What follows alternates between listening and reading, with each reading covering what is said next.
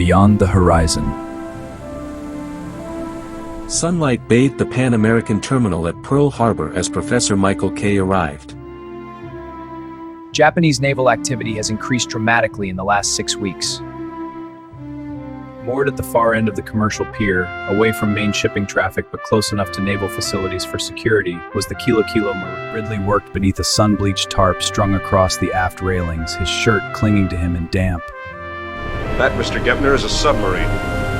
He's obviously trying to sneak through the net into the harbor. General quarters. I've got a group out west, large formation. Looks like carriers with a screen. Speeds pushing 30 knots, bearing 135. 3 consecutive sweeps.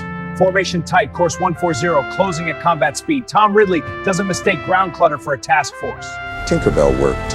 American forces caught the Japanese fleet by complete surprise. In the end, 4 carriers had been sunk and 2 others heavily damaged.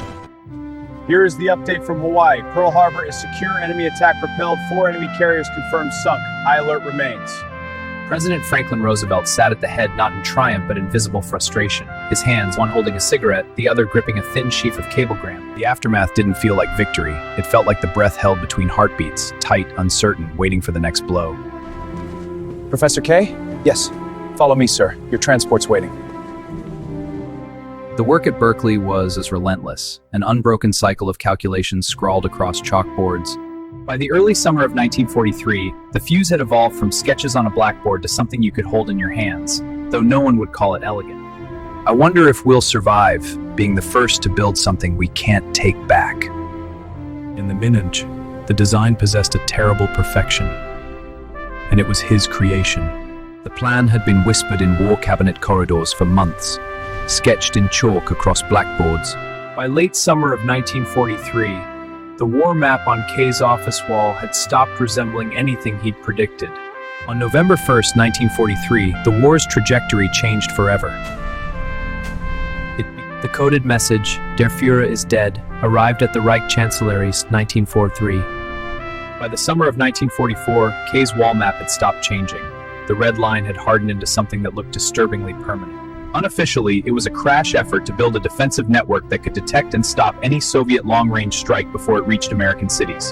The universe has revealed its final secret, Oppenheimer said quietly, watching the cloud rise. And the secret is that it permits its own annihilation. The general is correct about the immediate danger. But we must consider the long-term implications. Other nations will develop this capability eventually. It means they can end any war before it begins, if they choose. Then we must make certain they do not choose.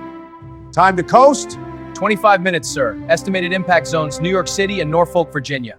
The first few plots were scattered, too loose to establish a clear pattern. Then the timing and position converged, and Kay felt his throat constrict. The target was Washington. First intercept launch came from Cape Charles, Virginia, a green trace rising from the Sentinel installation there like a bright arrow on the scope. I've spent my life believing that war should be the last resort. And now you're asking me to begin a war unlike any we've ever imagined. Jesus Christ.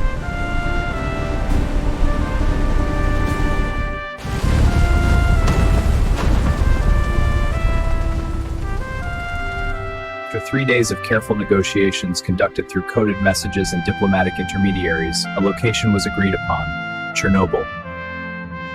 History may be written by the victors, but the future is written by those who see beyond the horizon.